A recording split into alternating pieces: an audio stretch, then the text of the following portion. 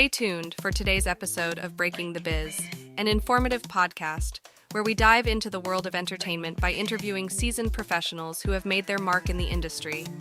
Gain invaluable insights as they share their personal journeys, offering advice on navigating the dynamic landscape of the entertainment industry.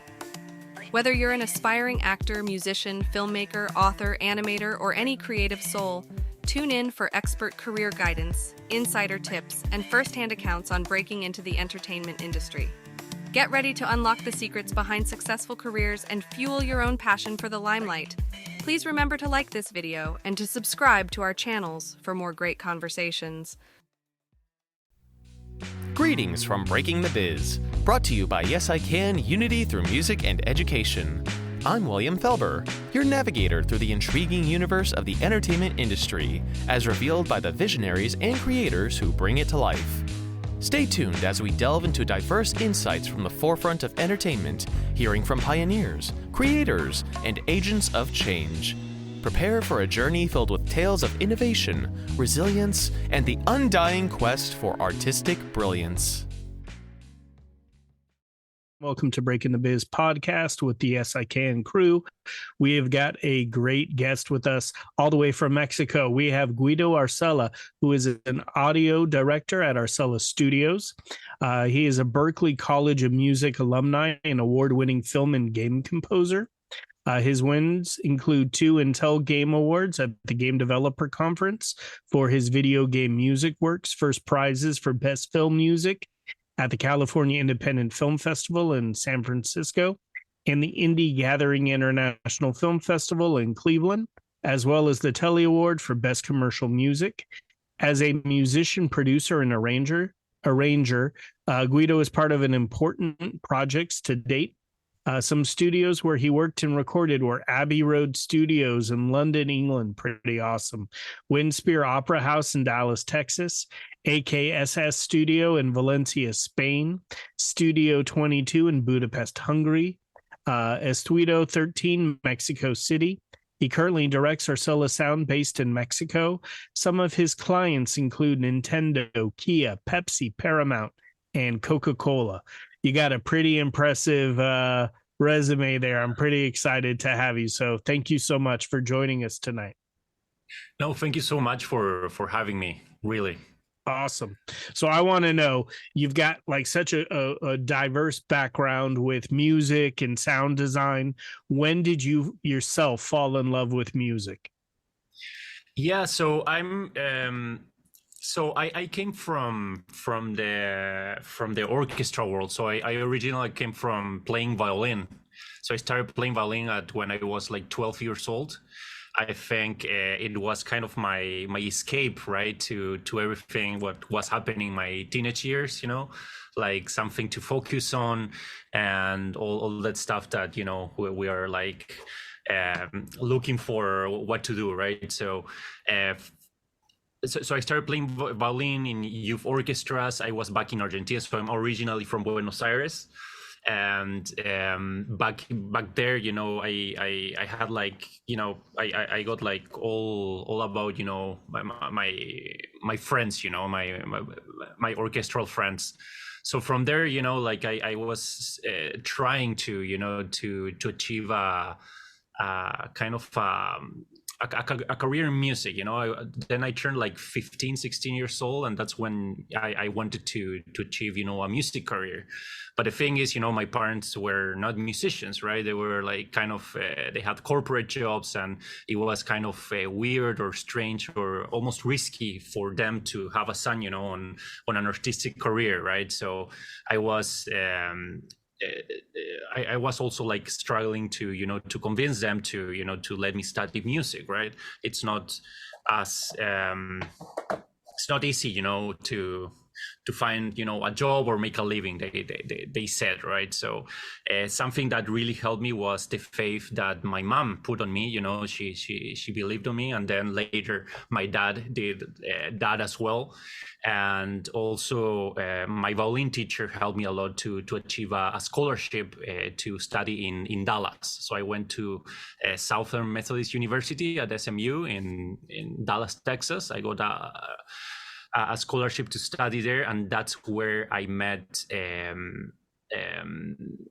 production music, music production, in a way that it was totally unexpected. So I was studying at the music school there in SMU, and I had a big surprise that, just in front of my music school, there was this awesome video game school called the SMU Guildhall.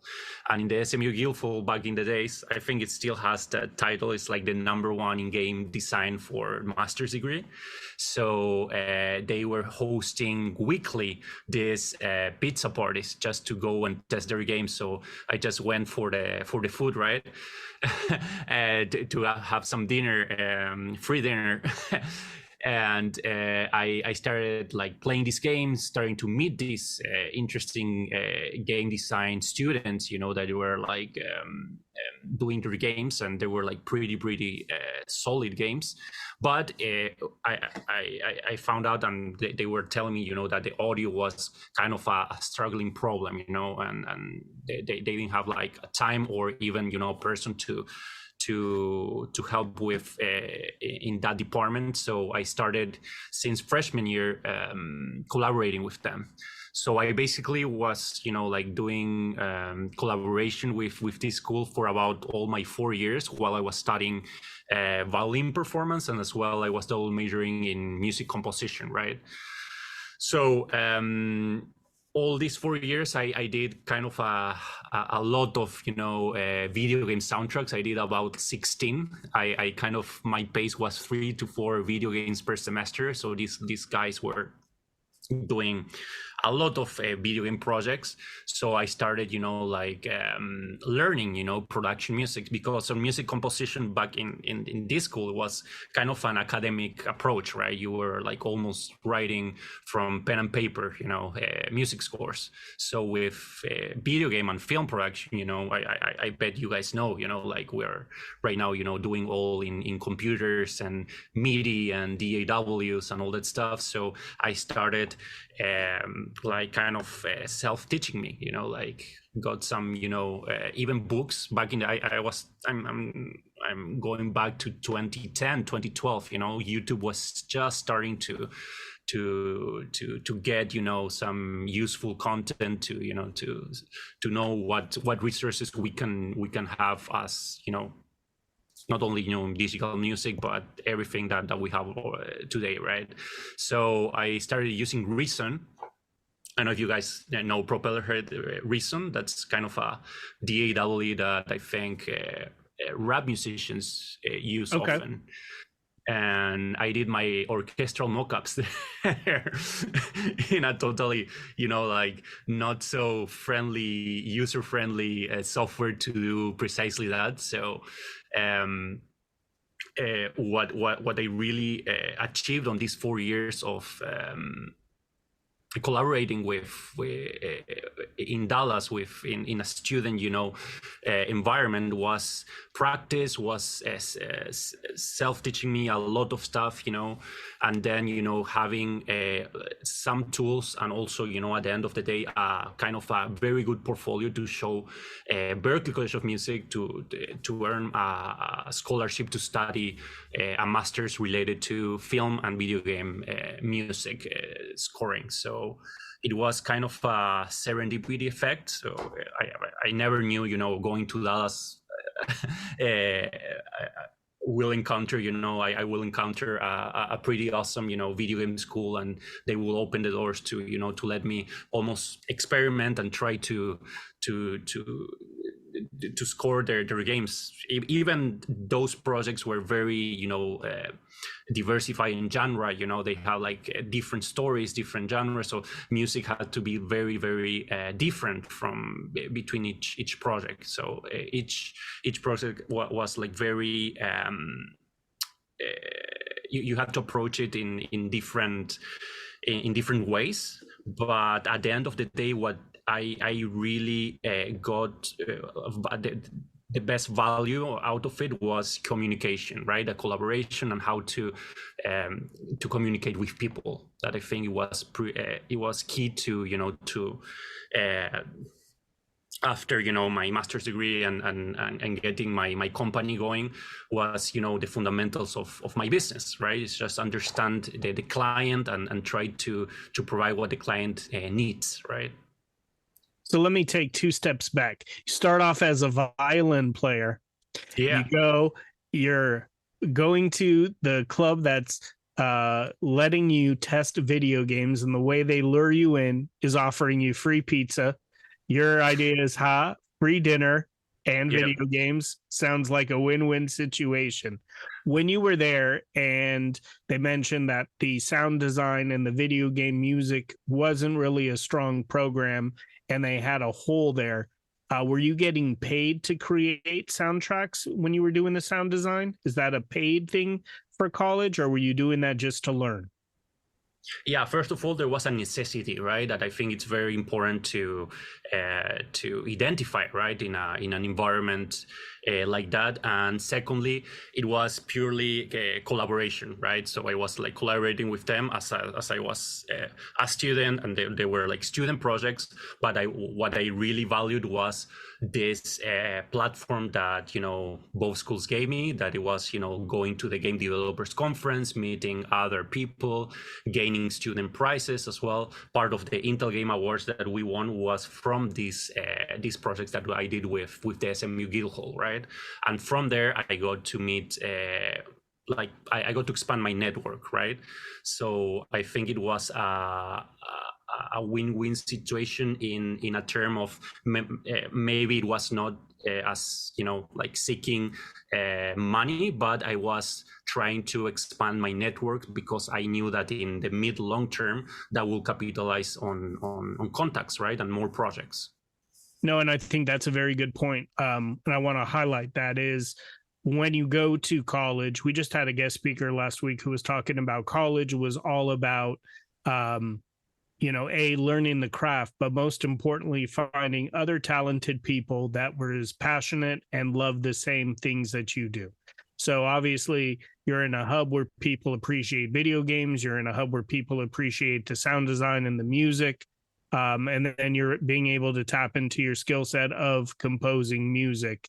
I also love how you mentioned your parents at first were a little skeptical when anyone says they want to go into the arts. And the first thing that everyone always says is, well, how are you going to make money? Or you're going to be a starving artist.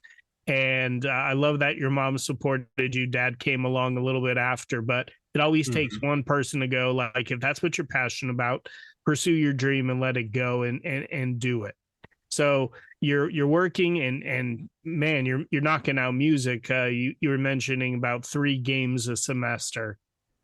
Once you are done with that, did that open up a door to, I know you eventually go and start and create your own business. Did the school teach you how to start a business, or is that, you mentioned in 11, 12, YouTube's just getting off the ground, not so much educational stuff, but now the YouTube that everyone on this call knows, you can learn anything. Like you could talk about that program you were talking about, and there's going to be a tutorial video. Or if you want to, you could learn how to play violin off of somebody putting in a video on YouTube, obviously not to the caliber of what you play, but where I'm going with it is information is accessible if you use the technology that's at your fingertips.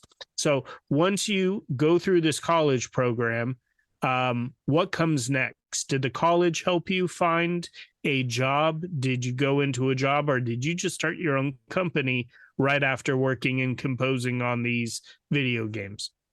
Yeah, so during those 4 years, like the most important thing was building trust, on this, on all my student mates that were like studying and, like just graduating from college. And for me was, after like almost, getting into my last semester in senior year, right? I was asking myself, do I really want to be a violin player, or should I pursue, a composer career, right? And how can I have, a living out of it, right? So Later, I found out, right, that there was a master, especially on film scoring and game composing, all those careers. I wasn't so much aware of as I know now. That there's like now, like a recent years, being a game composer, I think it's a sexy thing to do right now. But back in the day, it was nothing. It was just hidden, from the internet and all this stuff, right? So I identified two universities. So I really wanted to go through a master's degree right after I graduated. I think I had a very good strength of video game scores portfolios. So I wanted to use that to get a scholarship to study a master's in film or game composition, right? So I had two kind of universities that I wanted to go. One was NYU Steinhardt, and the other one was Berklee College of Music, right, in Boston. So I applied to both. Both accepted me, so it was pretty awesome. Something that I didn't mention that in my junior and senior year, I started to get a little bit more comfortable and better at composing for visual media. In this case, the video game, that I started, asking my orchestral friends to come to, to record with me and doing this video game scores with kind of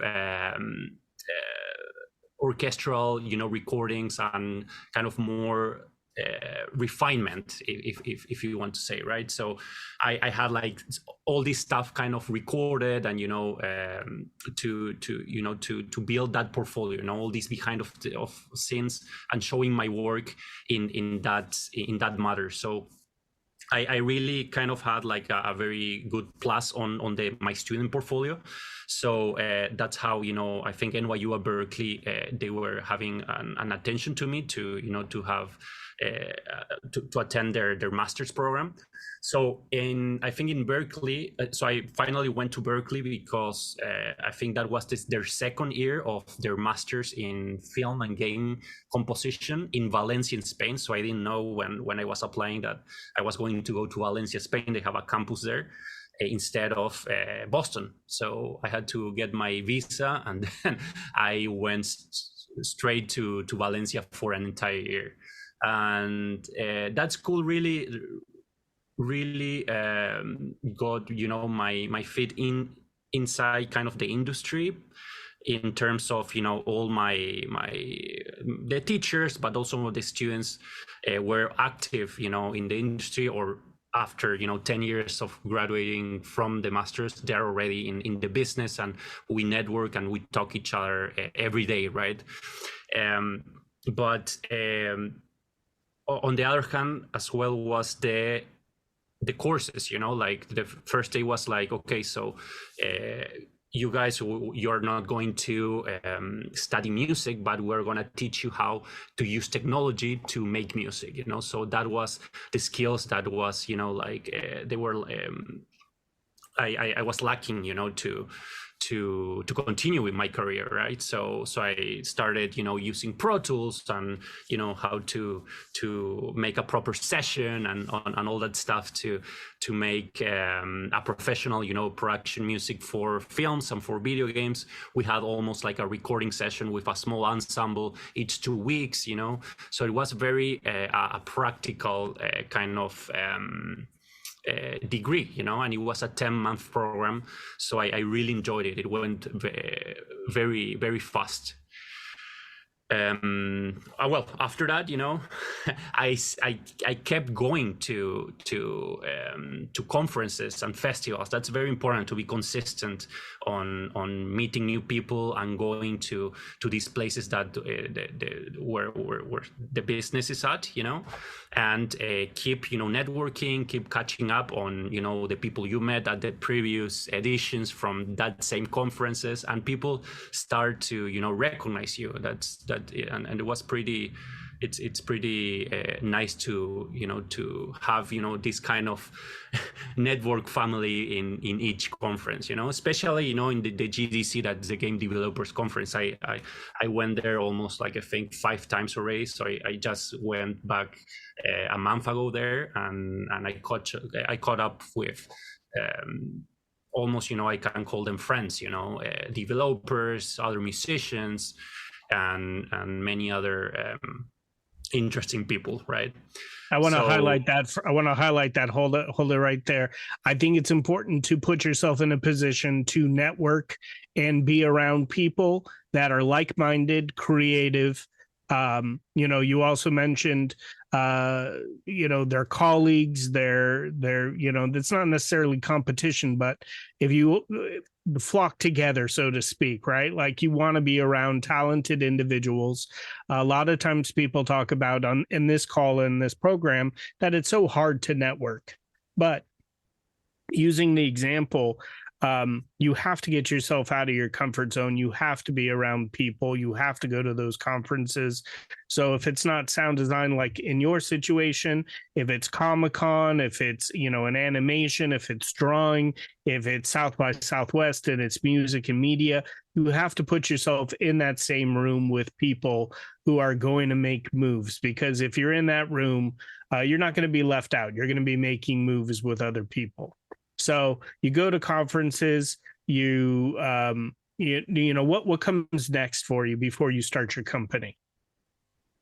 Yeah, so after that, I got my master's, and then I just went back to Mexico, where my family is living right now. And the most interesting thing, it was, so finally, I just graduated and I was out of the bubble, right? So out of this, amazing things that SMU and Berklee gave me, like these experiences and all that stuff. So we're gonna give you, assignments, and you're gonna record with these awesome musicians, etc., etc. And all of a sudden, you're alone in your parents' house back again, with your laptop and I think an audio interface and your small MIDI keyboard, right? And then you get you realize that it's just up to you to build your career. There's one way to put it is like go seek a job in a video game company, or join some composer studio in LA or whatever, right? Since I'm a composer, I'm a musician.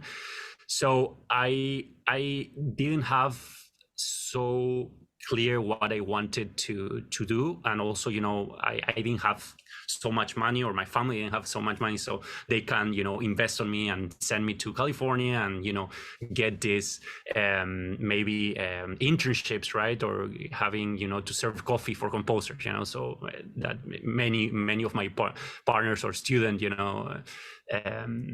partners of my classmates, some of them did that, and some of them got a very good position in the LA community. But for me, it was completely different. So what I wanted to do was, okay, first I wanted to have a semester of rest, of clearing my mind, because it was very intense, all these 4 years of degree of my bachelor's degree, then jumped right into my master's, right?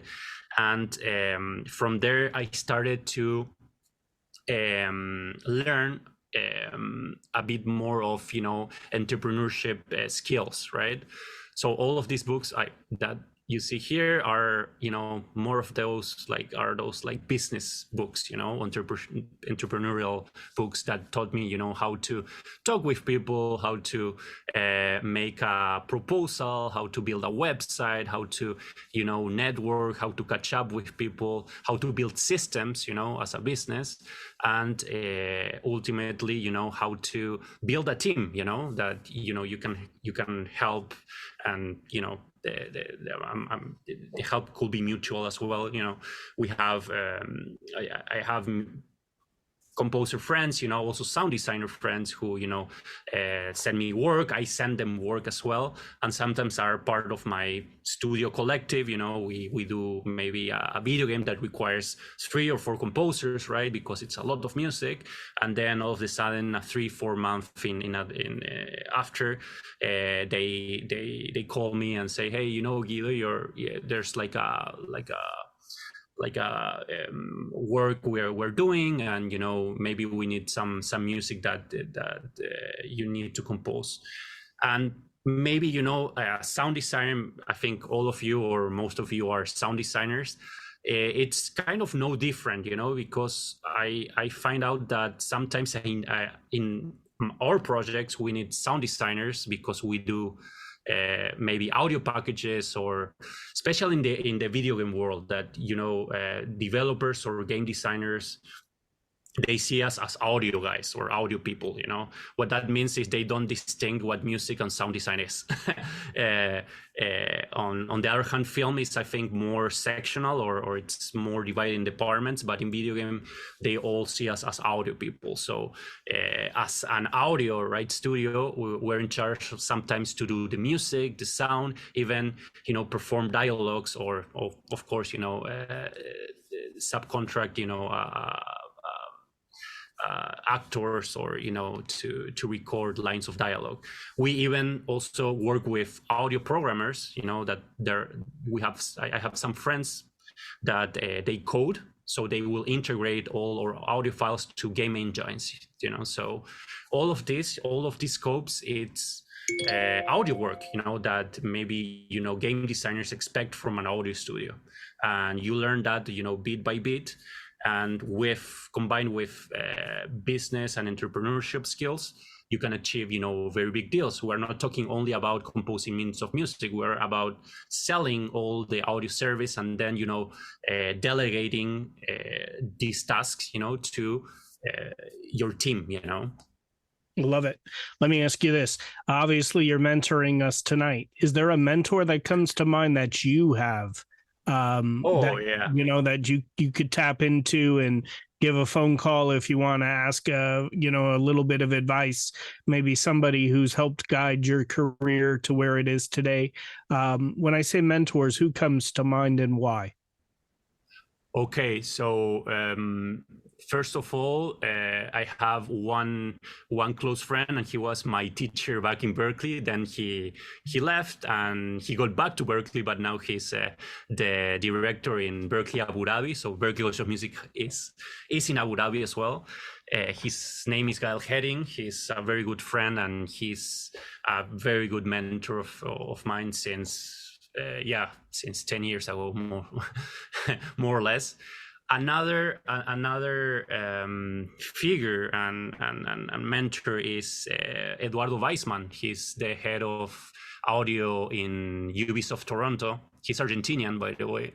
So I share a lot of cultural values in that matter. So we connect very, very nice, and he's very kind to give me free advice, kind of each 2-3 months, So I come in, and I just tell him how I'm doing, and it's pretty neat how experience just talks, like he will say just awesome things and say most of the time, you're in the right path, just give it time.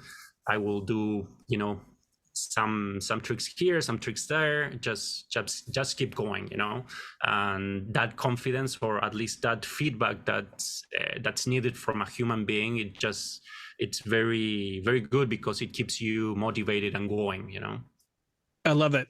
So talk me through, I see on your website, one of your clients being Nintendo. What was the first project you worked on for Nintendo? Was it a certain game? And how amazing is it to get a phone call and be hired by Nintendo? Yeah, well, with the Nintendo was they published a game from a game that I worked, right?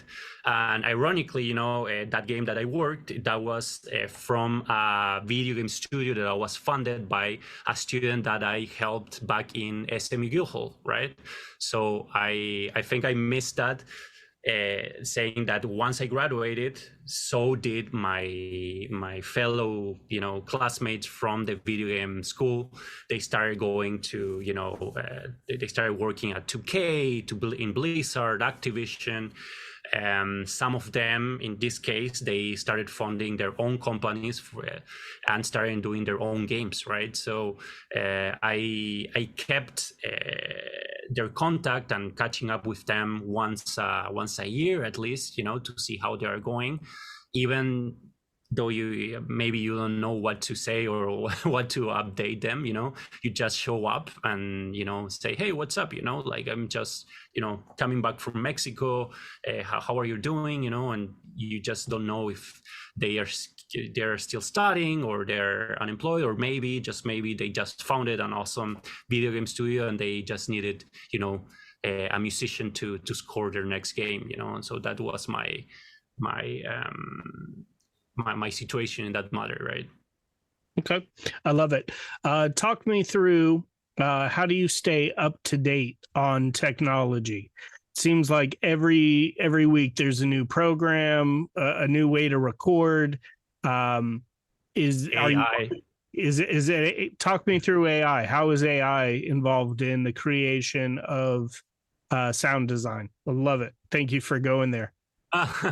No, well, we're living the rise of AI basically in these months, right? Well, in my case, I'm more and more I'm into the business, working over the business, building systems. And what I really used to, speaking about technology, right? Yeah, it's important to catch up on, I think, in softwares. I mean, sincerely, for me, I didn't update a thing for a year already, I think.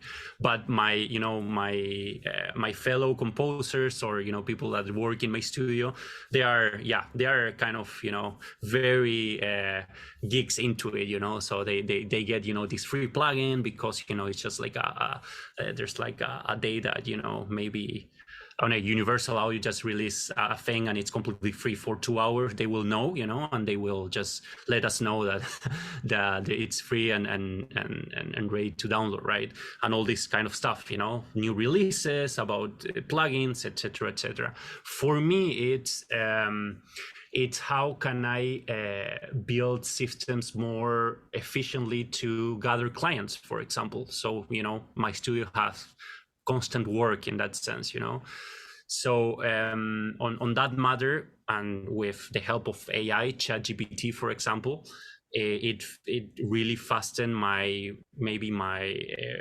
email. Like, for example, if I have to write an email or have to continue an email thread, I will use ChatGPT to help me just redact it and get the big idea and then just tweak it and send it. And I use a software called CRM. It's very known in business. It's just nothing, magical or nothing.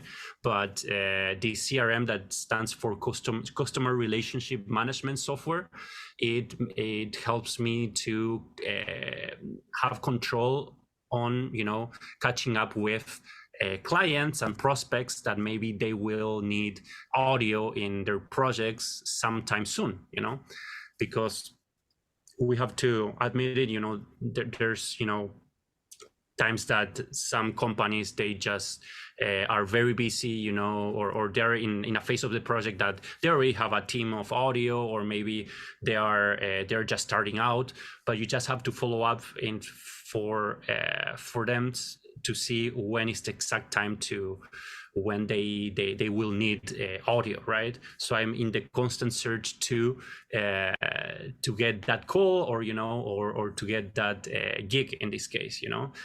What I'm really working in is just staying top of mind, staying top of in their mind to when the situation comes, when they will need an audio, a sound designer or a music composer, they will think, hopefully, about me, Let me ask you, how many people do you have working underneath you now at Arcella Studios?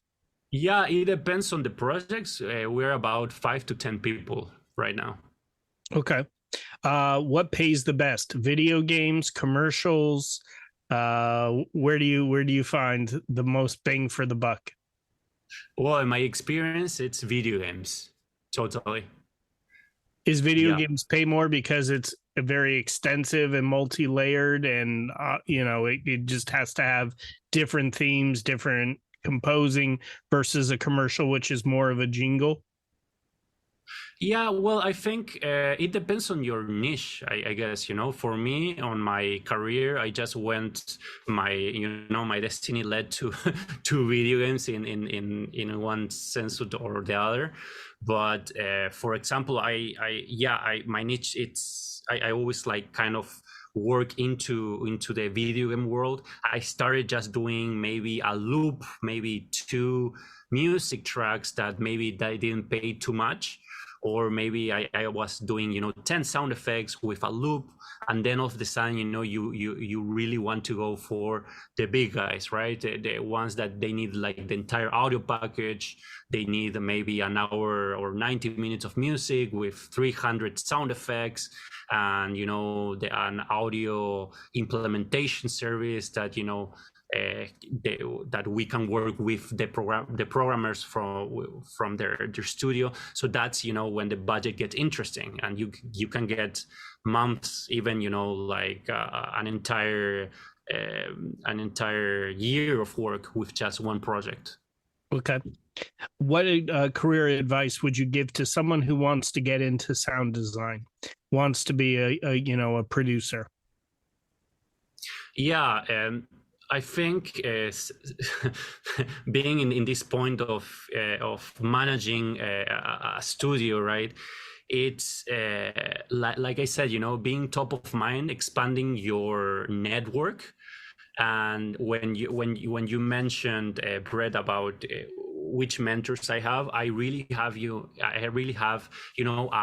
network map, that it's like a mind map, where you should put all your names, all people's names that maybe in life. I'm not talking only about your college mates and people who you meet in conferences or congress, but also maybe family, or people who might know someone who works in the film or in the video game or in the entertainment business. You'll be amazed that maybe a friend of a friend works or is a director of a next important film, or something like that. It's crazy what you can find out in your search for for leads, Okay. And once you have your mind map, you just follow up with all these people. I don't know, like once a year, once a semester, you catch up and just be top of mind to get work. And also we mentioned competition, right, Brett? Maybe there's another sound designer that it might be a threat or something, but it's nothing to we don't see it like that. We have to see it as, okay, so how can I be a team with this person, or maybe with this music composer. You have to be friends also with music composer guys, because composers sometimes, or most of the times, they will get asked to do a package maybe of music and sound, and these composers might need that sound designer that complement their services. So be very attentive on your network of who you meet and how can you sustain that kind of relationships, and once again, be top of mind with all these people, so in their next opportunity they will call you. Can you share a time where you had to step out of your comfort zone? Obviously, you know how to compose music, video games. If it needs a violin, you can jump in there and you can knock it out. Is there ever a time that you did a project that you were like, doesn't really fit under my wheelhouse, but I'm still going to take on the project, and it was successful? Yeah. Wow. Yeah. Sometimes you just do it for the bucks, like just to maintain yourself afloat. And sometimes you just I mean, there's like also, I want to say it ugly, but sometimes it's best to say no, or maybe it's just not so, how you say this, like it doesn't pay so much to to be worth it even, because at the end of the day, it's the hours of the amount of work you do to get something of value or interesting at the end of the day, but yeah, so I will have like different projects. So maybe I will do like a video game score, but there's like one time, that there's like this Berklee friend that was doing an album, and he needed like a string quartet, and I just pulled a string quartet out of my hand. Like in my city, I know orchestral people, so I just gathered a string quartet and put it in my production studio. So this is not even like a recording studio facility, it's like a production studio, but it's big enough just to put a string quartet, and I will put them here and record them with two stereo mics, and it will sound very good, I love it. I love it. Give me a mantra that you live by. Like a mantra or something that you say, I always joke it's another day in paradise, or, just trying to remain, loving your life and keeping it positive. Is there a mantra that you say that just keeps you focused? A saying that you say to yourself? Yeah, I think I don't know like exact words, but I always, each day I value more and more my time, so it's very important how to manage your time. And if you will get occupied by doing work, just make sure that your time gets the most profit, or the most valuable outcome. Okay, perfect. My last question to you is, what's the biggest piece of advice you would give to your younger self with all that you have learned? And that can be from, what you've learned in the college. It could be from what you've learned running your own business. What's that piece of advice you would give to your younger self with all that you've learned now? Well, I think be a constant active listener. Sometimes we have in conversation and we lose so much information about opportunities and further collaborations, and be very nice to people. I think it's a very cliche thing to say, also smile, that I think just a smile opens up a lot of doors, and be very attentive, because every time that you have a conversation with a client or with a prospect, that's most important, everything that they say and the tone of it, it's a piece of information that helps you to land your next job, or to help them out on or providing value to them, because not all the time you'll get that job, but if you provide value and help them, maybe having connecting with other people that you might know and might help this prospect or client, they will thank you, and they will remember you for a long time. It's I was just having this conversation with someone today, and they were just talking, and I said, just take 2 seconds and listen. Listening is just as vital as doing all the talking. 90% of communication is listening. And I loved how you said that. You have to be attentive of your clients. You have to be attentive of what they need. They're paying you for a service. They want a certain outcome. And the only way you're going to be able to compose and give them what they want is by listening and crafting exactly what it is they want. So I'm so glad you pointed that out. And it's so important. We're always busy and hustling, but just taking the time to listen more is so important. Is there any, I lied on the last question. Is there any dream project that you want to work on? Is there a band you want to record? Is there a movie, a director that you want to work with, a video game that you're like, if I could just... Oh man. we just finished a great video game that I hope I can share it soon. And I think that was one of my achievement. There's the point of the time that you just go and then you have to realize what you're doing. Mm-hmm. But I think in my studio we did like just a great video game score that I hope I can share to you guys soon. And I think that's worth of celebrating. Awesome. It's one that you can just tell that we all want to play, and it's just going to be a big one.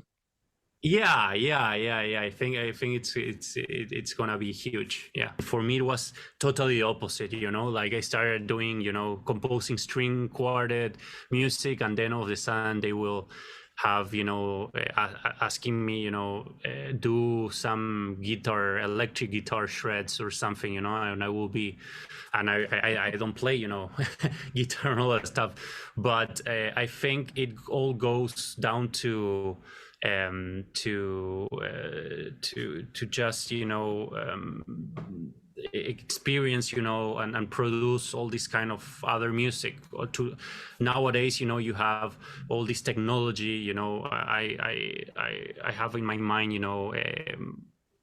this plugin called Spitfire Labs, or Spitfire, the BBC Symphony Orchestra. All these plugins are, the sample libraries are completely free, and they have like a great quality to just download it in just 10 minutes and start composing stuff with these orchestral samples, and just try the things. If you know music theory, that's awesome, because that allows you to to voice properly or your instruments, and then all of a sudden you see that it's not so different, composing something in guitar and bass, and something on the other hand, violins with cellos, for example, right? Because we're talking about treble instruments with bass instruments, and just making it balance all together. And yeah, that's kind of an intro.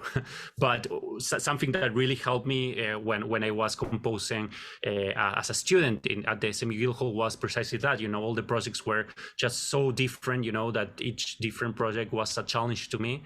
And it allowed me to experiment and to get totally outside my comfort zone, downloading this program that was recent, that I didn't have any idea how to use it. I didn't know what was MIDI. So I started, getting, programming all this stuff in the software. I just, attempted, many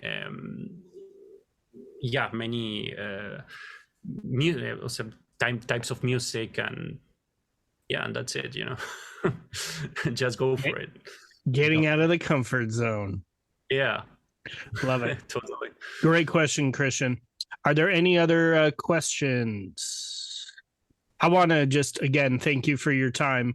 I think it is awesome that just going to get a few free pieces of pizza led you down to finding a career path in something that you're absolutely passionate about, Guido. I want to wish you continued success, and I love that you're working with some of our students in here, and hopefully we get you some more as well. Continued health, continued success, and thank you again for your time tonight. Thank you so much, guys, for having me. It was a pleasure, and I hope I can be here once again, and maybe some other specific topics I will love to also share and talk about. Perfect. I love it. On that note, everyone, see you guys at Mendocino Farms. If you can, come break some bread and come have some dinner. I'll be there from 6:30 on. Looking forward to seeing your faces. On that note, everyone have a good rest of your evening. Thank you again, Guido. As we conclude another enriching episode, we hope you found inspiration in the stories shared today. Let's take a moment to honor Yes I Can's role in bringing Breaking the Biz to life. Yes I Can's commitment to empowering young people with disabilities through education, advocacy, and mentorship shines brightly, paving paths of opportunity and dialogue. This podcast celebrates the organization's dedication to nurturing talent and facilitating impactful discussions. Breaking the Biz is more than a podcast. It's a part of Yes I Can's broader mission to amplify voices, dismantle barriers, and craft a world that's more inclusive and accessible for everyone. Each episode is a chapter in our shared narrative of progress, education, and empowerment, driven by the spirit of Yes I Can. Thank you for spending your time with us on Breaking the Biz. Continue to challenge the status quo and share stories that resonate. Until our paths cross again, let's keep transforming aspirations into achievements and infuse every endeavor with optimism. Here's to advancing the landscape of the entertainment industry, one episode at a time. I'm your host, William Felber. See you next time.